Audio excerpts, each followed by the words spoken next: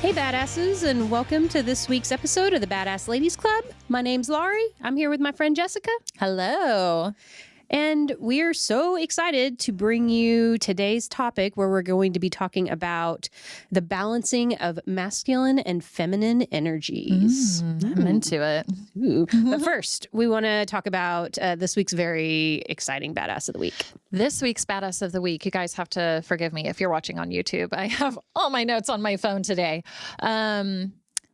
Jane Seymour. Talk about a badass, man. Fonda. Jane Seymour Fonda. There you go.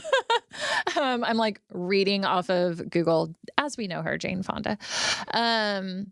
She's an American actress, political activist, environmentalist, and former fashion model. She's still a fashion model. No kidding. Yeah. 83 years old and you're looking like that. Rocking my world. My favorite game is Good Jeans or Good Docs. And obviously for her, it's Good Docs because she has all the money. But no, she's a beautiful woman. She really is. And, you know, whether you agree with her politics or not, I think that it says something about someone who is so willing to stand up for what they feel is right. I mean, she's been arrested. Not that I would suggest you do that. You don't do it with the intention of getting arrested. I'm just saying, like, when you have Jane Fonda money, like, I don't know, getting arrested is like, whatever. Especially when it's in defense of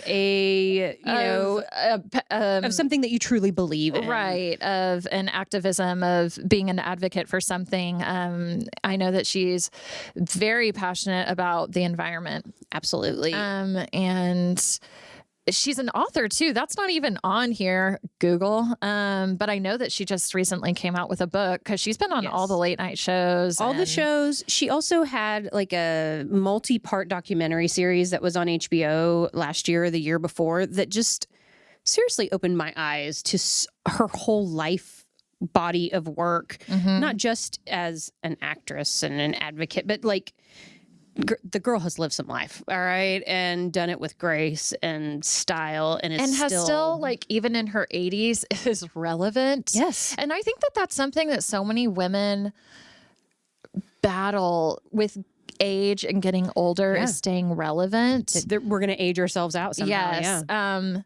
But she continues to be funny as hell. She's on that Netflix show with Grace and Frank. Yes. Grace and Frankie is so good. It's the best. And obviously we know her from classics like 9 to 5 with our other badass Dolly Parton. Dolly, and of course, and Lily, you know, as well. Like the original girl gang right there. Yes, Are you kidding? original girl gang. It's so good. But Jane, we love you. Yes, girl. Thank you for everything that you've contributed to showing us how to be a badass lady, like OG right there. And come on our podcast, please. One day. That would be really cool. Awesome. So let's get into the power of masculine and feminine energy. Yes. So I guess the first thing to bring up about masculine and feminine energies is that it's not really a gender-specific conversation. No, and I was worried about that. I'm glad we're saying that now because I was worried about that going into this, that if we say he or she, it literally has to do with this idea of masculine versus feminine. Right. There are men who have feminine energy. There are women who have masculine energy. Yes. It has nothing to do with the gender spectrum. Well, and in the school of thought of masculine and feminine energy that everyone has both. So it's not because like I am a woman by gender and identify as a cisgender woman. However, I have masculine energy in me, you know, and vice versa. Any man is going to have a feminine energy that exists in them as well. So really what today's topic about is discussing the push-pull between the masculine side of you and the feminine side of you, and how we create balance between those two energies, because it's just such a fascinating thing to talk about. So I guess one of the first things that I really attributed to like masculine energy was that masculine energy has this feeling and vibe of the provider, the productive, logical control. Yeah. Like, that it has that sense of the energy of I'm going to control this situation. I'm going to be in charge of it. I'm going to make it happen. Like that's a very that they're masculine. doers. Yeah, they get things done. Whereas feminine energy is about receiving, being open, emotion, nurturing, empathy. Yeah. So I guess you would say it was kind of like traditional 50s parental roles, if you were looking at that. But, so I was reading into this, researching as we do with a lot of our topics. And something that was brought up is that when we're talking about it, this made so much sense, a yin yang symbol, yes. That, let me get to it. Feminine energy is receptive, nurturing, passive force that is understood as the yin. Masculine energy, on the other hand, which is assertive, direct, and action-oriented, is the yang. Right. But in a yin-yang symbol, there's obviously like that little piece in each side. Mm-hmm. And so it lives within all of us, which I think is like such a fascinating thing, because it also is about other dichotomies like light and dark, good and bad, and that we're not all of one thing. Right. Everything that's good may be a little bad, and everything that's bad, something good may come of it. Right. There's nothing that's totally light and totally dark. And if you ask me, there's nothing that's wow, words are hard. Nothing is totally masculine or totally feminine. Well, because to your point, you wouldn't know what was light if you didn't have dark to compare it to. Yes. And so when you're talking about the balance of two things on an opposite front, one doesn't really exist without the other. Precisely. So masculine and feminine energy, I guess it's also like, I think balance is a word that is constantly brought up in how we strive to be more balanced, and having this balance. And we've talked a lot on this podcast about just that drive for success and achieving things and being good at something, and how, as a woman, I feel like a lot of my motivational drivers have been very masculine in setup, yes, where we're doers. Do it. Yes, and go, go, go. And very rarely until recently have you and I kind of taken a step back from our masculine energies and said, you know what, we're going to let the universe deliver and provide. And we're just going to take a step back and receive. Yeah. Which has been a game changer. It's really wild, honestly. And that's not to say that we still don't work really hard. We still work really hard. We still work really fucking hard. But that change in energy of, you know what, I'm going to try to stop forcing this. Right. And that if it's something you have to make happen, that it's also something that may happen a lot better if you would just allow it to happen, And so one of the podcasts that I listen to a lot is Gina DeVee's Divine Living podcast, which, if you don't know Gina DeVee, she's a really brilliant coach. She's coached in all aspects, but right now, she is super focused on this idea of divine living, that we've all gotten really good at divine productivity and divine working and divine, accomplishments and making things happen. But how good are you at really living in your queendom, is kind of the way that she comes at it. And that means a lot of things besides productivity and checking things off the to-do list. And that even if you're talking about feminine energy, if we're going to be specific to a gender role anyway, even if you're a stay-at-home mom, you still have insane amounts of productivity that have to get done, And tell me one stay-at-home mom that isn't a doer. I mean, oh my God. Mega doers. Stay-at-home moms have a lot of masculine energy. They'd have to. How do you keep charge? Up? Yeah. Oh my God. Running a household is a lot of, business going on. And so, but how good are we at embracing that feminine energy where it is about emotions, nurturing the soul, receiving, and that somewhere I got this message that feminine energy was weak, that it was, that it meant that you just sat back and let people do things for you. And that read me the wrong way, where I was like, that will not be me. And it has taken me a long time to let go of that. I don't think that's an accident. I think that that's especially after researching this topic, I almost hate that it's called masculine and feminine energy. Totally.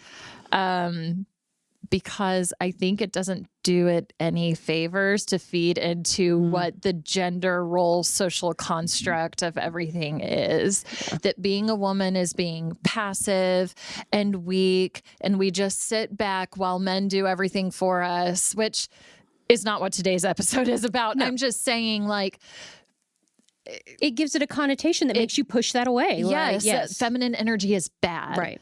And that, no wonder why men take charge so much because of that masculine energy. Right. Well, and it can go both ways. Like, there are so many nurturing, emotional men that embrace their feminine energy and then transform that into really productive, profitable, successful things, whether that be a career or that be a family, that there is no success in life if you have all of your energy in one field or the other, like if you drive headlong into masculine energy, but you can never get in touch with your empathy and you can never get in touch with your emotion and find ways to use those in your life that are productive. That's no way to live, And so, yeah, this whole idea that there is this happy balance, like how many of our boys do we teach that it's okay to cry?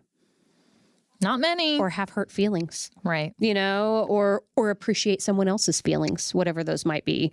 That I imagine it has to be equally hard for a straight man, for example, to feel okay being in touch with a feminine energy without feeling judged by that, in one way, shape, or form. It takes a lot of confidence and assurance in who they are to be able to open up and be receiving and say, you know what, I'm a man, but here I am, open, ready to receive. I have an open heart. I think that we're getting there. I think that there are a lot of men who have come in and said, I don't really subscribe to that bullshit, but. And then I love, when Red Fox talks about masculine and feminine energy, she always brings it up a lot in a yoga class, typically when we're doing a warrior pose. And she will call on you to embrace, your inner warrior and to find that strength and that resolve to carry on and fight the battles that need fighting, But then immediately, when you switch to the other side of your warrior pose, well, then you're embracing your feminine warrior and all of the, empathy and grace and strength that comes with supporting and birthing new life into the world, and that is a really powerful thing and has nothing to do with being a woman or being a man, that embracing both sides of that. And it makes, honestly, I am not a fan of warrior. It's hard for me, okay? But I love doing this pose because it connects me so much to this idea that there are the yin and yang, like you said, of coming at it from both directions. So it's a really powerful thing, I think, when you can get in touch with both of them and know that they both have such good purpose for you. I know that it's been since we've worked more with this idea of masculine and feminine energy. I'm really proud of the masculine and feminine energy tendencies that I have one way or the other. Where before this, I probably would have judged one or the other more or less, and been like, ugh, you're way too gooey and emotional about this, Laurie. Like, you need to, let it go and tough it up. Where now I'm like, okay, if that's the way that you're feeling about it, I'm going to allow it. You just need to allow it to be and appreciate it for what it is and give yourself a moment to just feel that. And it's a lot easier way to go with the flow and deal with life. Yeah, I think. Mm-hmm. So I had some interesting information when I was looking it up that masculine energy is often associated with confidence, structure, and decisiveness. And I was like, okay, I definitely think that most of my confidence in the past has come from a masculine side, the things I am confident about. Structure, 100%, I like some structure. I feel like, and that the feminine side of things, you just have a different approach where it's so much more about that nurturing soul, which I think is funny because I don't have kids. And we've talked about this before, that I'm a pretty heavy nurturer for somebody who, and maternal, Yes, you're very maternal. But that in modern society, we have attributed so much of that to having children, when in reality, that's not really what that energy is about. You nurture ideas, you nurture the planet, you nurture, so many different things that require you to bring that energy up, that it's really easy for us to just slap a label on being maternal and a nurturer as something that is for mothers, reserved for moms only. Right. And that's not true. No, the whole planet at large is nurturing something, that's growing and fostering. And it's the reason why it's Mother Earth. Yeah, totally. Mother has spoken. Right. Yeah. Where do you feel like you're falling on the masculine, feminine energy chart right now? Are you leaning more towards one or the other? I mean, I think that I exhibit much more masculine energy than I do feminine energy. I am feeling a shift in, allowing more feelings and emotions to come through, allowing more communication and openness with those close to me so that I don't shut anyone out, and holding space for myself to just be, and not having to force or control a situation. Mm-hmm. It's really interesting because I look at my relationships today with people that I love, and I think that they've changed so much. They've, I don't want to say flipped, but, I feel like I just used to be so hard, and cold, but also really meek and don't look at me or pay attention to me, please. Whereas today, I want to be seen. I want to be heard. But I think that my black heart may be turning a little of a different color. I mean, we're moving through gold. Gold heart is a beautiful way. Yeah. That I think that, especially as growing into a mother, I think that Adelaide has softened me up a lot more than I used to be. I mean, yeah, the feminine energy is fierce. Well, especially with having a girl. Yeah.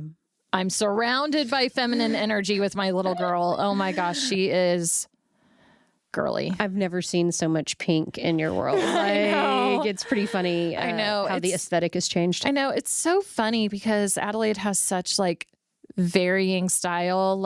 If you follow me on Facebook, one day she's wearing black spider webs, mm-hmm. and the next day she's wearing princess dresses. And so it really,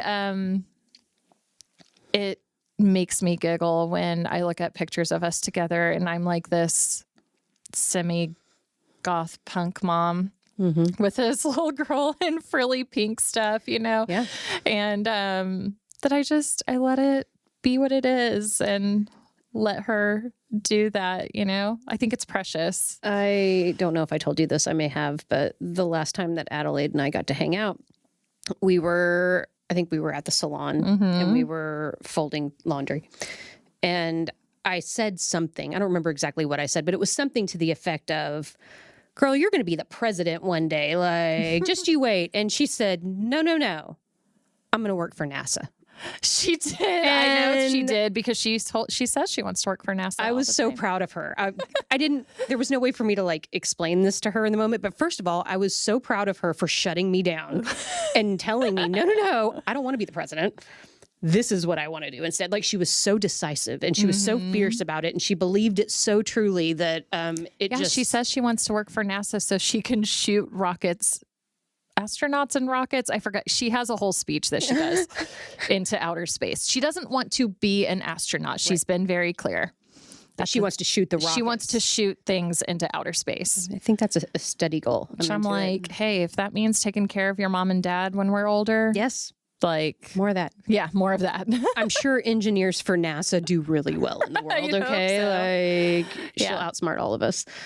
So yeah, feminine energy but I guess to this whole point of masculine and feminine energy. Well, that was a very masculine thing of Adelaide to do. And I think about other little girls her age, like we talk about Betty a lot on the show, that a little firecracker. Betty has some serious masculine energy, that comes out. Like, I love that in today's day and age, that the first thing we put to little girls is not that they need to be polite, nice, quiet, like that they are really embodying this idea so far in this generation of these little youngsters coming up, that it's okay to be loud and direct and decisive. And, like that those are traits that I don't think were always put in the forefront for little girls growing up when I was growing up. And, on the flip side of that, though, I mean, I'm not a mother to a boy, but I feel bad for little boys. I know. Yeah. I feel really, really bad for little boys. And I just think of like, if I had a little boy, like how I would parent him. And, I think it is kind of bullshit that it's okay for little girls to be tomboys. And, if a little girl is bossy, I'm using air quotes here, bossy, leadership oriented, assertive, if she likes Spider-Man, Ninja Turtles, trucks, and all this stuff, that's like really cute. Yeah. But if a little boy is emotional, crying, soft-hearted, even likes, I don't know, baby dolls or, whatever the thing is that people freak out about these days, that's not okay. That it's somehow... It's okay for our little girls to do that, but it's not okay for our little boys to do that. And I think that's bullshit. It needs to stop.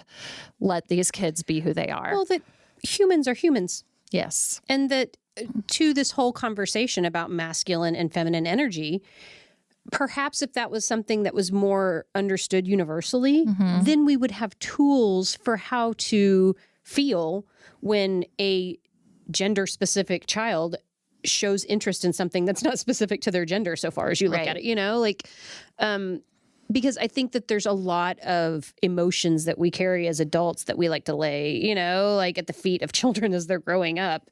When in reality, like, just being a human and growing up is hard enough, Right. Like, do we have to put that extra pressure on our kids? Absolutely not. Let them be kids. Yeah. And that there's a lot of big topics that we struggle with in our adult brains that are not even on the radar for kids at a certain age, and oftentimes, when it comes to being on the team at NASA or being, the president or like working at your local public school, that all of those things are things that people just kind of figure out on their own as they go through their process. I love the conversation of helping little people embrace both energies in their world. I think it's what makes well-rounded people, Well, yeah. And this might be an unpopular opinion. I'm not going to get into like being politically correct. I don't know like the best way to say this, but what I am going to say is that I think that if we did teach, especially our boys, that it is okay to have feminine energy, that we would have a lot less aggression. And I don't want to use the buzzword of, toxic masculinity. I think that that's such a turnoff for a lot of people. But I honestly feel that way. Yeah. That if we didn't teach our boys to be so masculine, aggro, I mean, I have no other way to say it. Like I said, I hate that it's even called masculine and feminine energy because it feels like assigning a gender to an energy, which just weird. is, because it's not biological. Yeah. But I truly feel that way. I feel like if we just allowed little boys to embrace feminine energy and that wasn't a bad thing, that we would be raising more open-hearted, calm kids. Yeah. And God, like my cousin has a little boy, and believe me, he is all boy. That kid is precious as hell, but like trucks and running around and, you know, like he's just wild and so much fun. You know, so I love embracing those parts of him because he's passionate about trucks and he loves it. And he loves, you know, dressing up like policemen and, you know, like construction workers and all that kind of stuff. But, you know, I think about that a lot, especially with having a little girl. Totally. Well, and I mean, I know that we've kind of already like hit on this, but that the idea even of being a tomboy, if you're a girl, is way more acceptable than a boy wanting to dress up like a princess. Yeah. You know, like, and that girls have that, you know, you can go either way, even if you're just talking about sports, you know, like there's women's softball, but male ballerinas get a hard rap, you know, like, and so that, which let me tell you, Mikhail Baryshnikov could run circles around you. The most manly man I've ever seen before. No, Are you kidding? Like tights? Jesus. Okay. I'm just saying male ballerinas, and I'm using Mikhail Baryshnikov as an example because I'm obsessed with him. Beautiful. And he's such a beautiful being. And if you don't know Mikhail Baryshnikov, you do, because he was on Sex and the City. He was one of Carrie's boyfriends. I was so glad when they brought him in. Yes. That, like, dream. So if you're like, Mikhail Baryshnikov, who's that? He was on Sex and the City. You'd recognize him. But that man is more athletic than anybody. And, you know, if we're talking about this, this is totally my thing. Okay. I'm so glad we got into male dancers. Yes. Because take someone like Gene Kelly. Yes. Who made dancing almost like a blue collar manly thing. Whereas Fred Astaire was like top hats and coattails. Yep. And it was this fancy, almost white collar, men of privilege situation. There was Gene Kelly, who was your everyday man. Like literally, I'm not kidding, in a movie danced with a mop, you know, and he was the Navy guy, and he played these manly characters and danced in a very manly way. He had a grace to him for sure. Of course. But what I also loved about Gene Kelly later in his career, this wasn't very popular, and I wish it was more popular, was he had a TV show that showed the connection between dance and other athletic sports. That you could literally take a baseball player and, like, let's say a pitcher, and the same motions that a pitcher does when pitching a baseball, you could apply to dance and vice versa. Right. And it was the coolest thing. If you've ever seen the Gene Kelly documentary, I'm totally losing the director's name. Ken Burns, maybe. Yeah. Yes. Maybe. Okay. I'm not even going to look it up. Ken Burns does a lot of stuff. Yes. That it's absolutely genius. And it really plays into this conversation that we're having, that dance was looked at as this like lady, you know, sport. Not even a sport, but Gene Kelly made it a sport. Yeah. And he had an athleticism about him. It was a perfect balance. You know what? Who else comes to mind just thinking about this is, you know, when I was in 9th grade, I was a cheerleader, believe it or not. And we had the first male cheerleader, like, in the history of my junior high on our squad that year. Wow. His name was Carl. I remember, like, when we got uniforms made, you know, like, we had to find a uniform company that would make shorts instead of a, you know, like, skirt. Yeah. And he was an amazing athlete, you know, so at the time, I don't know if I was in 9th grade, that was like 92 2 or 3. I don't know. It was early 90s. There weren't a lot of male cheerleaders back then, and definitely not in like junior high and high school age range. And what an amazing thing it was to have a masculine energy in a female group of cheerleaders. Or we talk about that a lot in salons, like if you work in a salon and it's got all women in it, but then you introduce a male, whether that's a hairdresser or a front desk team member or something, that like there's this weird energy shift that happens when you have masculine energy. And, or, it's the same if you have a male dominated industry and you drop a lady into it, like. Well, I was about to say, so you, at your high school, you had the first male cheerleader, which we had male cheerleaders at my high school. We had a female wrestler. Okay. I bet that was a dynamic shift. Only one. Yeah. And I went to a big ass high school.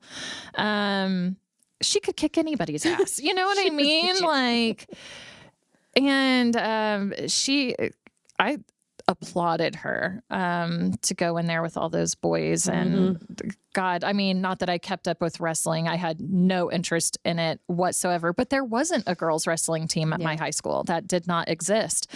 So I don't know how that worked with competing. I should look her up. I was about to say that might be an interesting conversation. Yeah. So anyway. So yeah, like just the shift of the vibes with the masculine and the feminine energy and finding that happy balance in there, I think is a big testament to trying to, like, I know in times past, like for instance, when I went and certified to be an educator and they teach you your learning type and then you learn what learning type is not you. And they train you to teach to the opposite of what you are, like that. Obviously, because I'm a verbal and audio learner, I'm going to be great teaching to other verbal and audio learners, but that I have to learn to teach to visual learners because that's where I'm the weakest. And so if I focus on that, then I'll reach more people that way, That's so funny because that totally feeds into how you and I do podcasts. Does it? Yes, Oh because God. remember when we started this whole thing, Laurie will send me tons of podcasts that she only listens to. And for whatever reason, my brain cannot only listen to podcasts.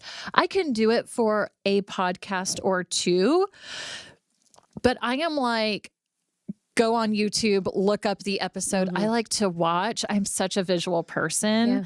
So That's true. It totally fits. Different strokes for different folks.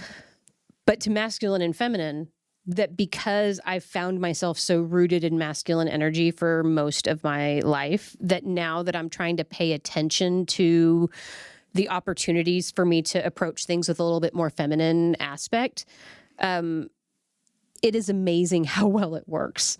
Yeah. Like that all I got to do is lean in that direction a little bit and I see the results in my life from me trying to change my approach to things.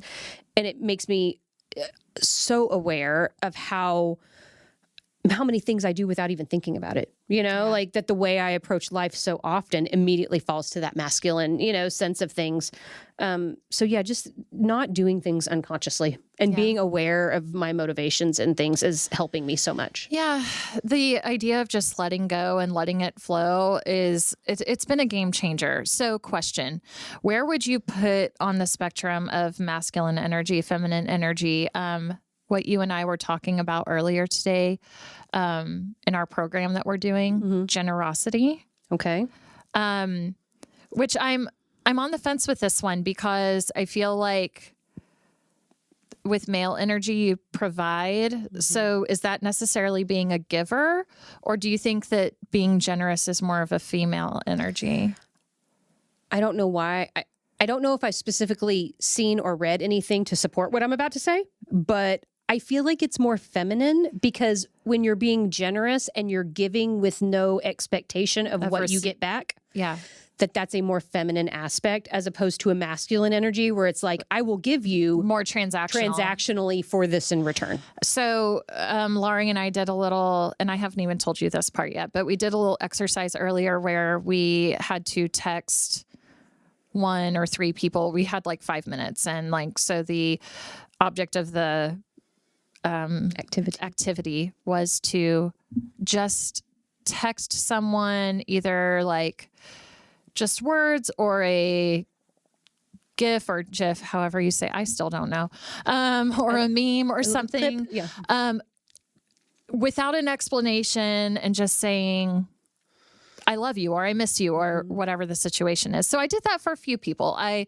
went through my phone and just friends that I missed, I just quickly texted. And so one of my friends, I won't say her name, but we all know how bad I am with that. Won't say her name. Loves Friends, the TV show. And so I sent her a GIF of Rachel and Monica hugging. And I said, hey, lady, I just want you to know I love you and you're on my heart today. And I miss you. I can't wait to hug your neck again. Because she is very COVID conscious and we haven't been able to, I mean, I've seen her, but we haven't been able to like really be in close proximity or like physically hug each other in a very long time. And that's very different for us. And she responded and said, you have no idea how much I needed to hear that today, and went into this whole thing that something was wrong with her dog. It's very expensive. They were about to go back to the vet in a couple hours, whatever this emergency was, and that they're closing on their first house tomorrow, she and her husband. Stress She's buckets, like, this is costing so much money, and we're closing on our house tomorrow. And I just, without hesitation, we were talking about generosity in our program that we were doing. I just Venmo'd her $100. Yeah. And I did that because someone did that for me when a dog that I no longer have, I had to rehome her because she had extenuating circumstances and issues that I couldn't deal with. She was a very special situation. Had to have like $1,500 emergency surgery that I was not financially prepared for. And through the grace of the universe, I allowed it to happen. I received the funds in less than 24 hours to be able to pay for the surgery because the vet wouldn't take payment plans. Right. And so, I don't have quite the money that my friend who gifted me all that money had. But I knew exactly what that feels like when your fur baby is suffering and there's nothing to be done and it's costing so much money and you're like, fuck, how am I going to do this? So, she didn't say an amount. She didn't say how much it was costing. I don't have $1,500, but I do have $100. Yeah. And because I have it, it's yours. Don't fight me on it. Take it, receive it. No questions asked.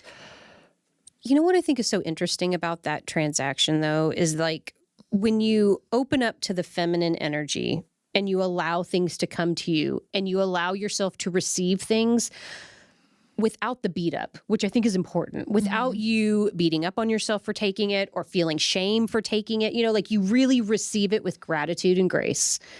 Then when you're given the opportunity to do the same thing, man, it's fluid. You don't even think about it. I never thought about it because someone did it for me. It's so good. And like I said, I wish I could have paid the entire vet bill, but I don't even know what that is. But I just, no hesitation, just did it. But what's funny is that I would have never known that that was even going on. Yes. Had I not reached out to her and just said, hey, I love you and you're on my heart today. No accidents. No. There's a reason why she was the person that came up that you practiced that activity with, and that she was putting something out into the universe that you grabbed a hold of, that those things are fortuitous when they come together. And it's a really beautiful thing. I love that. That's so cool. Yeah. And then I guess, I don't know, maybe we should talk to somebody someday who's like all up in feminine energy that's having a hard time with masculine energy. I'm really interested in anybody who is so grounded in the empathy, emotions, and feelings that struggles with taking charge and being decisive and being the doer and taking the action and being the provider, because that's got to be a totally different experience to come at it from the other end, that I don't think it's easy for me to shift into this idea of not making things happen, and allowing things to come to me. Yeah. And then receiving those gifts with grace and not hating on myself for taking something, that maybe I shouldn't take, that the other end of that coin has got to be another struggle, that is, that's hard to move through. We'll have to look into that because I bet those people are out there for sure. Hey, if any of you, here's the call. Yeah, call to action. All right. Right. If that's hard, or you're finding that things that fall into a masculine energy category is something that you struggle with, maybe DM us and we can elaborate on this whole conversation. Chicks who have been doers and providers, especially in their dynamics, in relationships across the board. Totally. Intimate relationships, family relationships, friendships. We're kind of like in charge a lot. You think so? I think so. Yeah. I've been accused of being in charge before. A little bit. Maybe a touch. So yeah, I love the balance aspect of it though. Like, too much of anything is not good. Nope. Energy, food, people, like across the board. That finding that middle ground and allowing yourself to stretch in the direction that is not your default is sometimes where the magic happens. Oftentimes where the magic happens. Yeah, I'm into it. I am too. What are we leaving out on the masculine and feminine fronts? Man, I don't know. I feel like that was a really good conversation. Yeah.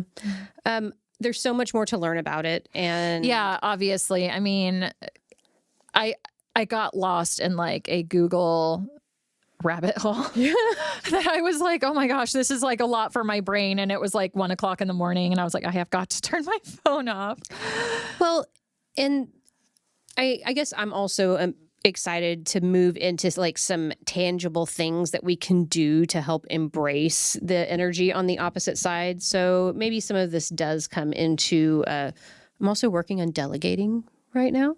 You are, and doing a damn good job, might I add. So perhaps we delegate some of this conversation about masculine and feminine energy, and we can post Red Fox doing some of her yoga techniques with Warrior, where she talks about embracing that masculine and feminine side.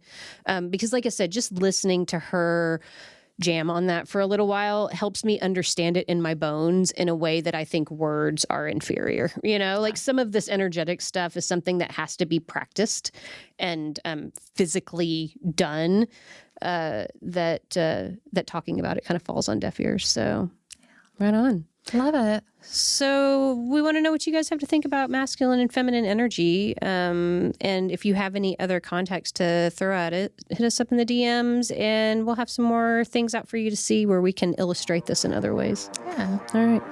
Thanks, Badassladies. Bye, guys.